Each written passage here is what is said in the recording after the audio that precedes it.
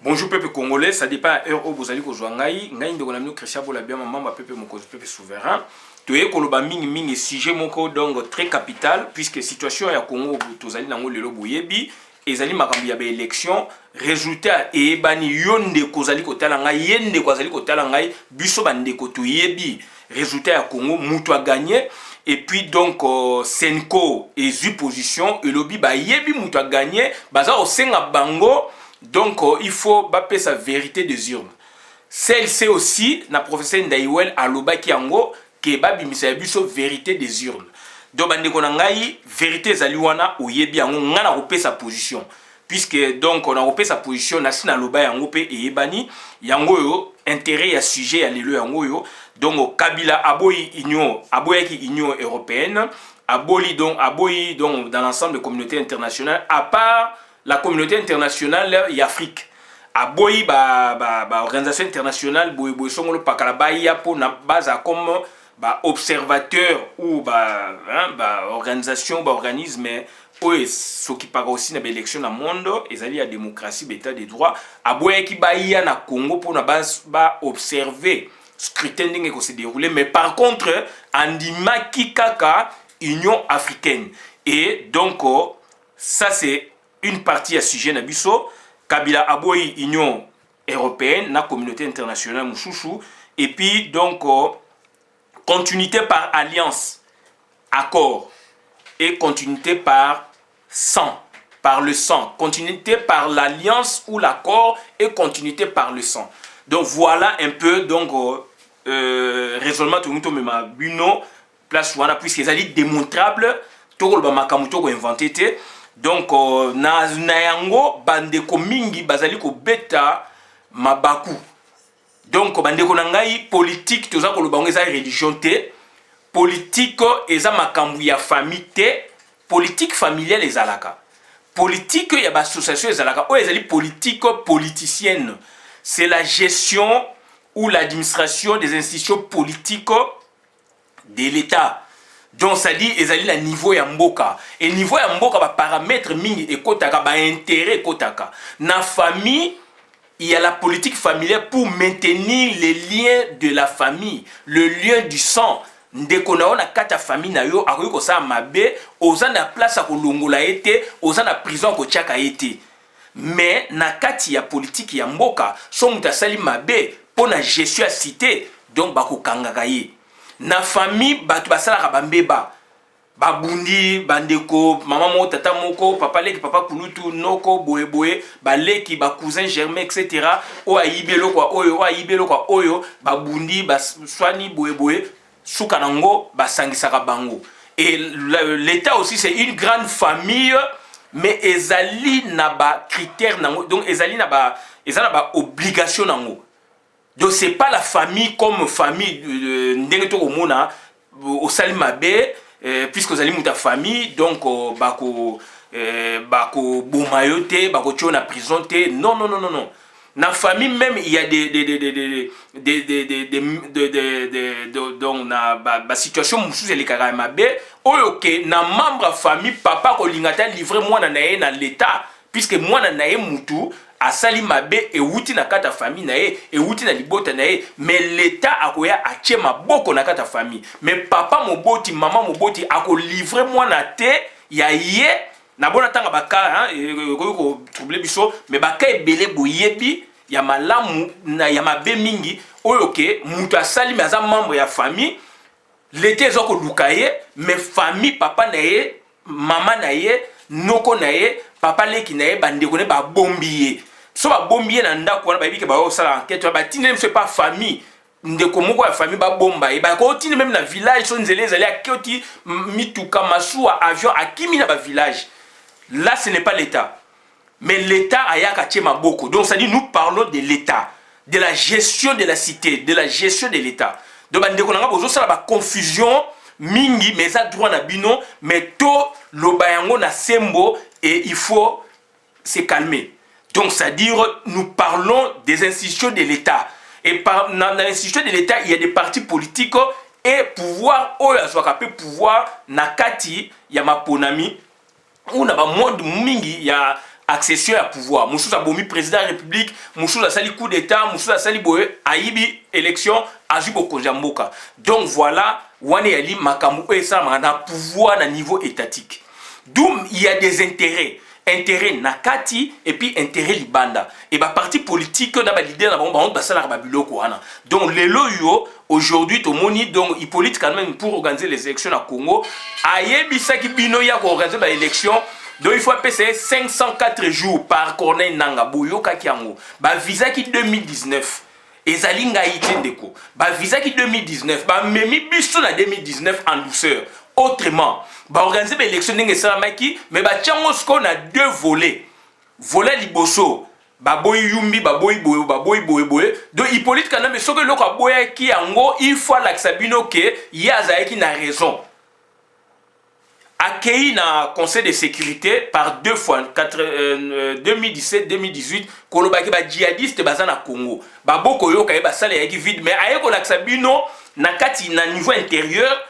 Que ba djihadiste bazali a tenu même discours a créé la situation moko boye jusqu'à ce que l'ambassade des États-Unis kangi et a créé la situation moko pour vous montrer que na yumbi ba djihadiste bazali or ezali batu oyo ya kotisaki na bandundu batu oyo soit disant ba éleveur wana ba bomi batu na yumbi pona l'axabino que ba djihadiste bazali maladi boye ezali boye a lobby na butembu bunya élection ezate. Pour la nini, donc à organiser on a mois de mars. Donc ça dire à zongi na ve oyaye. Donc le loko ya linya sala ya ngona yazako sala c'est un enfant roi na sala vidéo. C'est un enfant roi, c'est un enfant pour lui c'est l'hérédité politique. Pour na ya kitene qui soit disant na papa na ye bokonjola so ya zate ako chape mutu oyo prince moko boye ako remplacer moi na ye politique. Yango apone bino Shadari, donc Shadari c'est un successeur. Dauphin c'est un successeur. Au monde où a une élection au pays démocratique, il y a donc désignation dauphin. Donc tout a été déjà donc mal parti dans la bloc wana. Donc le loyo a tiki bongote a créé bino sous deuxième dauphin virtuel dauphin bino au monde a été mais batu baza ko moni baza mi sous polele. Félix Antoine Tshisekedi. Ndeko nangai ezali makamu mutu moko azo kabola mutu wana azalité. Nous parlons de la politique, ce sont des acteurs politiques qui prennent des engagements. Tant baza ko zo engagement, yo tuna bango na engagement na bazo joie, tuna bango be conscientiser bango avant bazo engagement na bango, bo sala ka boyete. Mais puisqu'ils font la politique, baza ko sala o bazali ko sala. Ngai na loba yango sauf Félix Tshisekedi mboka ezalaki bien asalaki accord o ya salina kamere soki ezalaki ba congolais ngai ekolobela ngai eloko moko te puisque nayebi que en définitive pouvoir wana kozala toujours na mer ba congolais c'est un jeu politique, un jeu démocratique. Vital Kamerhe c'est un Rwandais amemi bino na jeu wana pour certains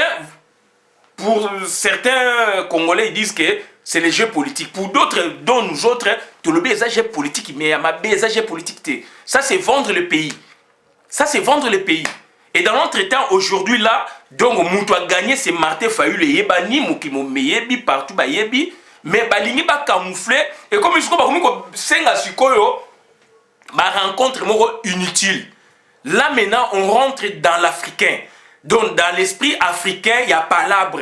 Palabre par rapport à quoi? Vous voulez créer 3 présidents de la République? Vous voulez créer quoi?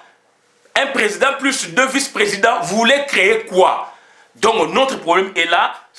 La personne qui a gagné, c'est donc Martin Fayulu. Martin Fayulu m'a dit Azali na compte à la Mouka. Martin Fayulu m'a dit Azali peuple Moutou a élevé, peuple a élire. Botiaye. C'est une cobosa la vérité des urnes. Bolo bayango. Et bisoto lobby yango.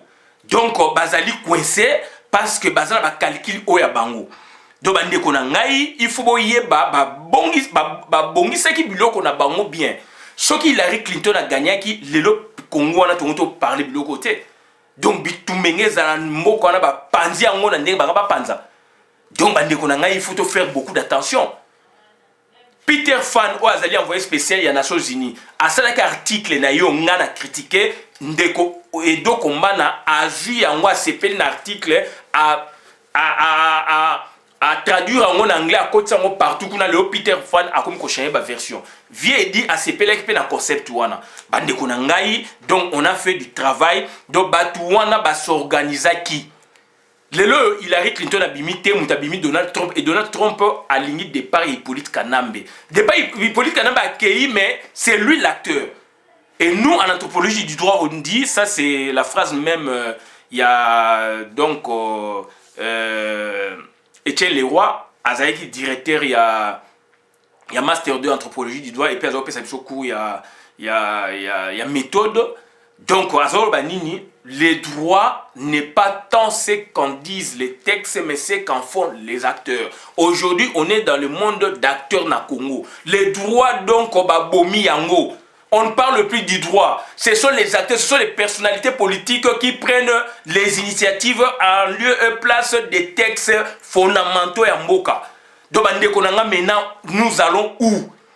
Donc, loi fondamentale et lobby boye, loi et lobby boye, ya seni, baboyi yango. Mutu komo na ye ezali kombo boyete, bake bandimi yango.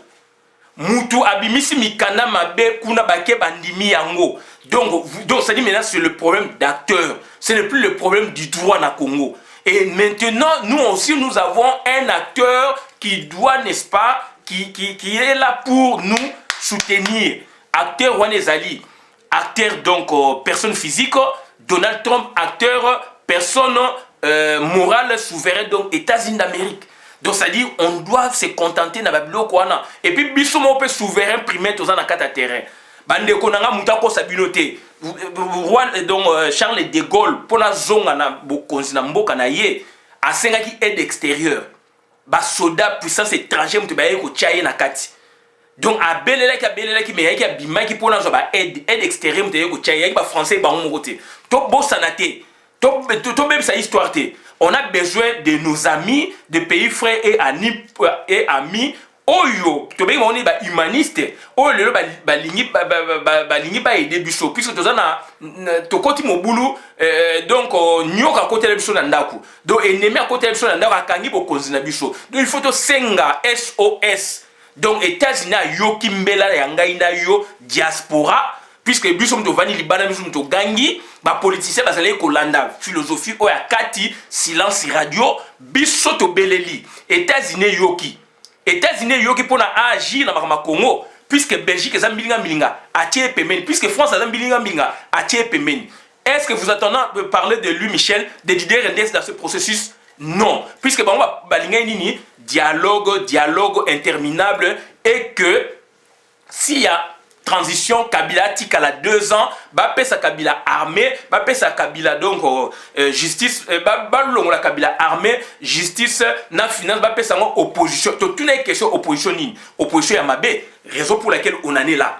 Opposition Yamabé, Félix Tshisekedi, Nazali contre Yété. Nous parlons de la politique. Nazali contre personne physique, Félix Tshisekedi. Je suis contre la personne politique. Donc, on va bénir Félix Tshilombo. Donc, à la politique, alors c'est un national. Quand vous, beaucoup de monde opposition a gagné, donc c'est l'opposition a gagné, c'est l'amouka. Ce n'est pas cash. Cash est une ambivalence. Fumona dictionnaire, t'as la ambivalence. Ambivalence, c'est un pied dedans, un pied dehors. Caractéristique n'a pas un moine. Donc, sur Tali, Moïse Katou, pardon. Sotali donc lapsus lingue Sotali donc Vital Kamerhe Azali déjà libanda Félix Mtakotine à côté na opposition alongwa qui déjà donc aza un pied dedans un pied dehors Sotali mon Félix Tshisekedi Azali un pied dedans un pied dehors aza ko lia alia qui na opposition ake ko lia na pouvoir si quoi aza na opposition ti. Bien qu'ils se disent de l'opposition, bien qu'ils se disent de l'opposition, quand il est, n'est-ce pas, s'arranger, na vita kamere, na lolenge ya contrat, accord ba signé, azali ndoki ya Congo. To marché ba monter. To marché ba monter. Quand vous parlez de l'opposition qui a gagné, quelle opposition? Ce qui opposition, oyobino bozolo bake opposition a gagné. Donc là, vous faites allusion maintenant, donc on a 2 personnes. Donc, c'est-à-dire, bande konangai, ce qui opposition on a gagné qui, bande ko solliciter Félix Tshilombo a calmé a luka ba discours moi calmer Batou et puis Félix Tshilombo a kende koyokana donc andima yé a comme na primature Shadari a comme président de la République va reproclamer Shadari. Donc ça dit c'est quelqu'un qui n'est pas dans notre camp. Azali na opposition té. Donc il faut faire beaucoup d'attention puisque Félix Tshisekedi tout part de là. Ndeko nanga ezama comme famille té. Ezama makambu ya famille té. La plus un exemple likolo. O ezali état. État bakangaka mutu, état basamisaka mutu, mais la famille orosa mabe babatelio babi boyo kanabo sanganabo solola. Et surtout étant dans un niveau likolo et comme état ce qu'on peut ezala bien ba tchaka maboko ba redressaka makambu. Donc bandeko na ngai na famille ndenge ezali wana oyo ya papa maman ce n'est pas l'état autokomona. L'état autokomona ezali l'état oyo ezana obligation, ezana ba droit, ezana makambe belé. Donc l'état wana ezali l'état oyo ezala pe combattu na ba état mususu, ezala pe combattu na ba puissance mususu. Bo yebi bino moko donc Hippolyte Kanamba préparer kunaye. Donc voilà Kagame nde basale plan na bango il arrive makuna Kagame comme président ya Union africaine, Mushikwago a okene na OIF. Lelo OIF azana placité. Belgique ezana placité na processus oyo. D'où Paul Kagame aza ko nazo ko senga bo benga na Paul Kagame. Naza ko senga bo benga puisque ya komi ko senga la mukana cache ba calmer population. Ba calmer population par rapport à quoi? Yeta nga sa ba des autres ne kuna na mboka na bango na okanga ba pouvoir ba di ba nini biso ko ta makam na bango. Donc ngolo ba nini c'est lui qui dirige le Congo. Donc ça dit bande ko na ngai aucun politicien a copé sa discours ba ko landa ye ya ko calmer peuple. Martin Fayulu ozali wana te pona opesa discours ya calmer peuple plutôt ya ko senga na peuple babima soki baboyi soki d'abord ko pesa date d'élection ezali ko prononcer donc résultat ezali ko tarder soki lobby résultat yo président république ba pesi mutu mususu il faut ko pesa mot d'ordre ya ko bima libanda. Kagame okene pa imote Hippolyte Kanamba okene pa imote. Donc Félix Antoine Tshilombo soka pesi le message qui est battu bimate tokolanda yete puis azape populaire pété aza la partie o ya yindenge mona ba portion ndenge zali wana aucun parti aujourd'hui ezali populaire na Congo sur toute l'étendue du territoire. Tout le monde est en terrain. De beaucoup ça n'a pas bandeko soki ozali ko comprendre était au comprendre puisque makamoupe ou tu relax na terrain tout le monde na vidéo donc ça va parti bino kanisa eza populaire baza popularité. Donc l'autre on est tout le bayangwana donc abe chole ozali na vérité des urnes pesa yango tanda yango to yebi que c'est côté na ba chancellerie news tout de vérité na biso yango wana donc bandeko na ngai tozali ko senga na bino il faut boye baké Hippolyte Kanamba ba obena en 2019 baza ko viser après Donald Trump. Après Donald Trump bande ko nanga to sala vidéo Donald Trump donc Kabila Azali ko pensait déjà après Donald Trump. Toyebisa bino ndeko. Toyebisa bino ndeko to sala ba vidéo na biso pona ba vuité. To sala ba vidéo na biso pona travail intellectuel politique. Travail mon pour la société. Tout là que ça bino makam to déjà donc bazo bena on a 2019 alors on a 2020 élection et ko salama na États-Unis ba primaire na ba ko banano na basuka suka donc bazo bena bino na mars na siko tango yo comment on est siko opposition comme une ébullition mutu boya za pouvoir ou Martin Fayulu ba tiete par exemple ba tie mutu mususu et comme jusqu'au bokena ba cour constitutionnel et comme ba manœuvre primaire bandit donc Donald Trump a rosation attentionnement mingité ya kolona makama Congo yango toza ko senga na CIA tozo senga na FBI bolanda vidéo otoloba de bato bazo mema biso na schéma wana voilà bolanda puisque déjà année prochaine ba sala moi ba élection tout bloc on a tout il faut tout étudier et puis il faut tout alerter bien que États-Unis et bien Donald Trump a bien OK baza pe ko jimelele baza ko tela ye pona ke ya kende ba tikala et je pense Donald Trump va dégager politique ndenge to yebisaka bino ndenge to yebisaka bino na vidéo tant baza na niveau ba primaire to yebisaka bino que Donald Trump ye muta ko dégager politique nambe et voilà on en est là et dans notre politique nambe mise bino donc dauphin wana Shadari c'est un Rwandais d'origine. Shadari c'est un Rwandais. À côté na Congo donc c'est un Rwandais et pour preuve boke tu vois yango ntango babimisi Shadar boke tu vois mutu aliboso alobi na basource oyo ya biso pepe mokonzi oyo ye bayebisaki ye que baaméricain balobi ke Shadar Jaza Sibé c'est un Rwandais d'origine. Voilà, ça c'est de un. Deuxièmement, Charles Omana mutu ya Moïse Katumbi na émission balia ngando alobi bien que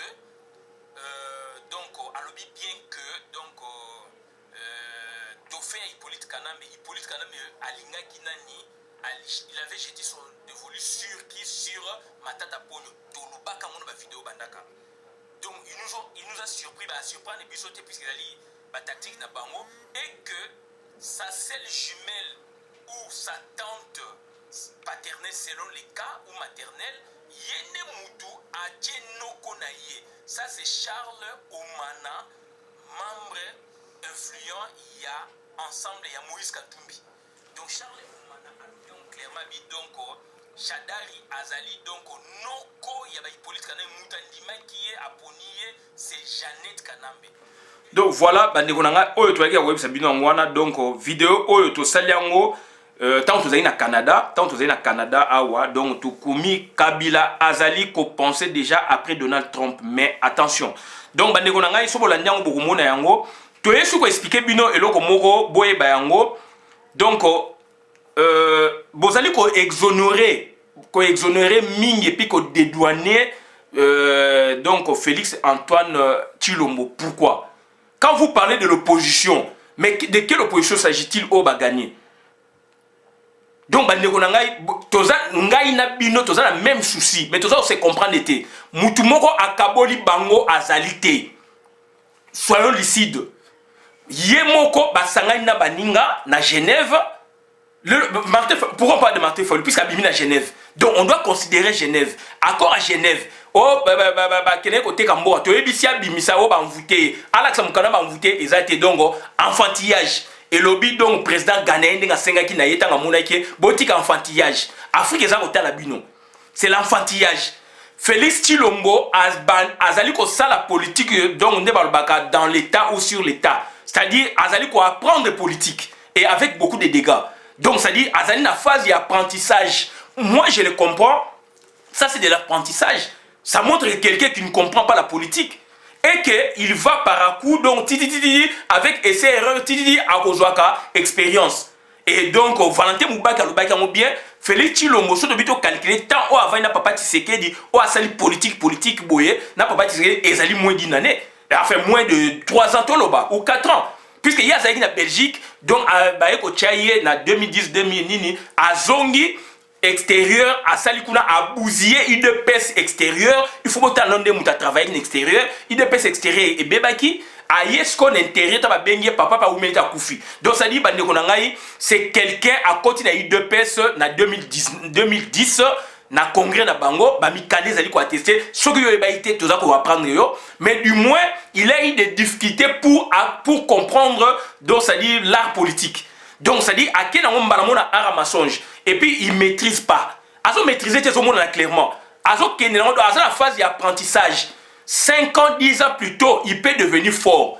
Ça sont mes points de vue. Moutou o aligna contredit aïe tout ça donc débat contradictoire. Donc les faits sont là. Et Félix Tshisekedi yemoko atiki baninga o lelo bimisi lelo candidat commun accueilli kolanda rwandais.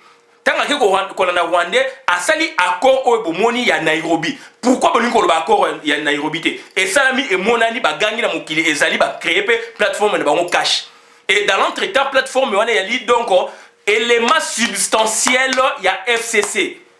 Donc aujourd'hui on parle de Félix ba sollicité boy et Zali clair puisque ce que a jupe bo conjoint la présidence asa étiquette bo conjoint ce qui pa ya donc Vital Kamerhe.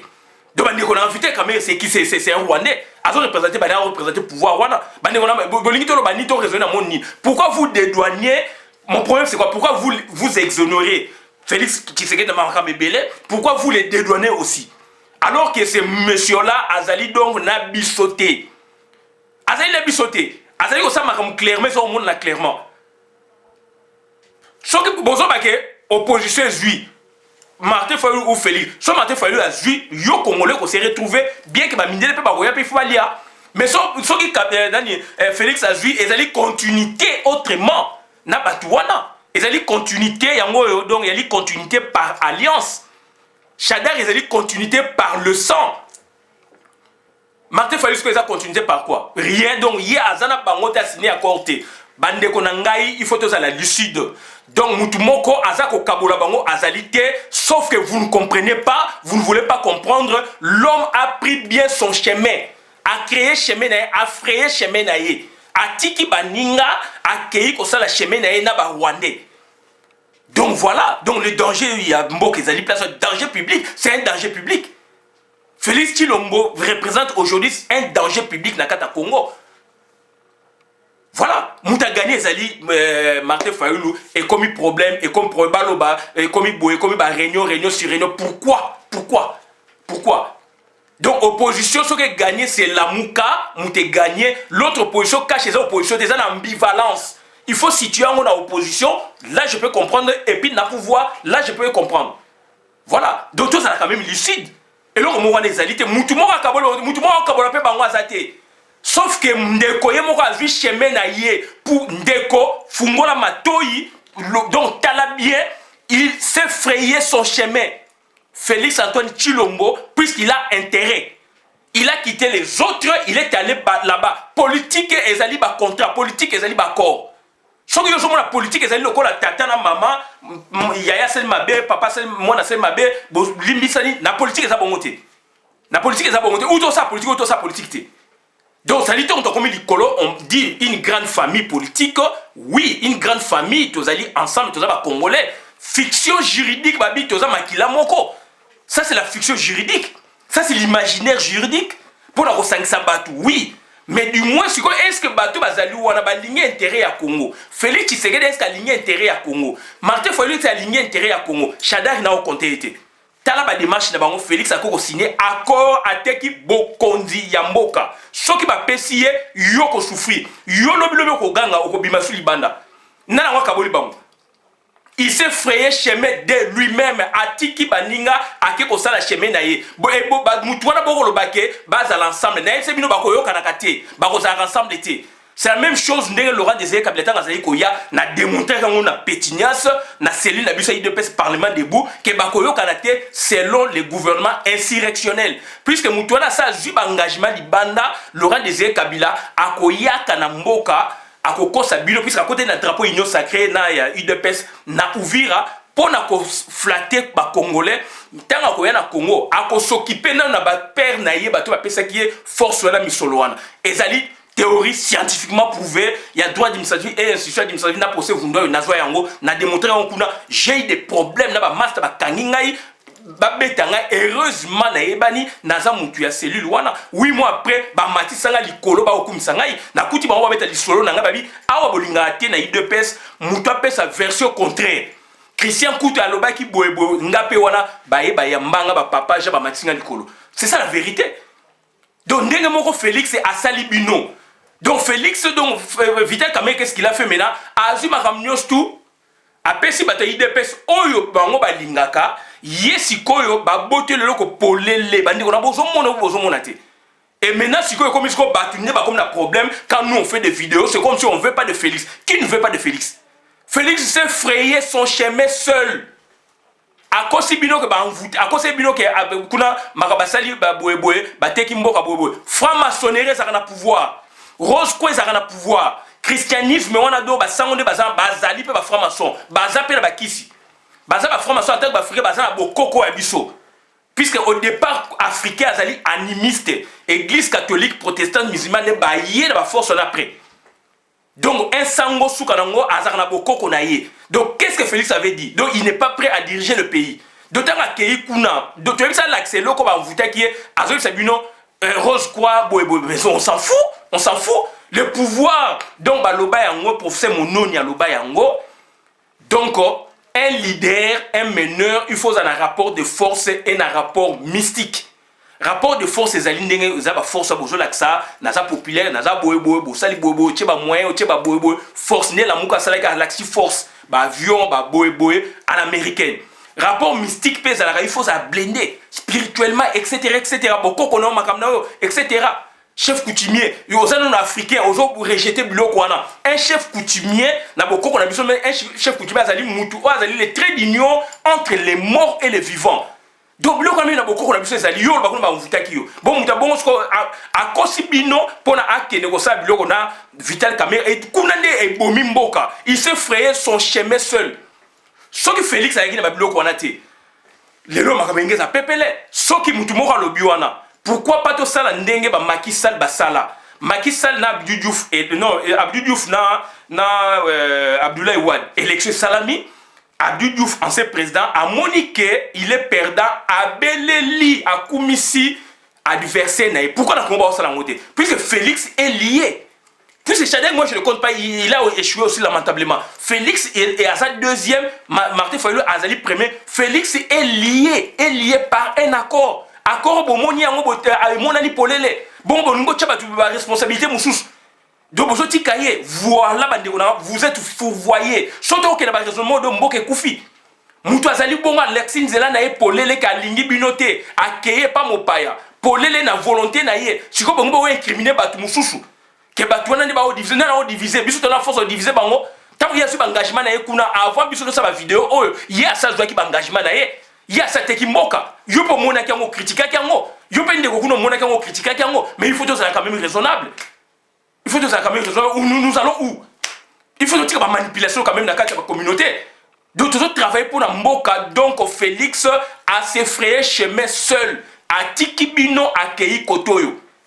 Et côté okuna donc au contraire on a yango eza lié yango comme ko jouer sikoyo pour na esa l'équilibre na tout power ba luka solution pour na ko flouer bateau ba gagner yango nazo tout na sikoyo ba rassemblement bazo sala sala kuna ezali pour na créer une autre formule 1+3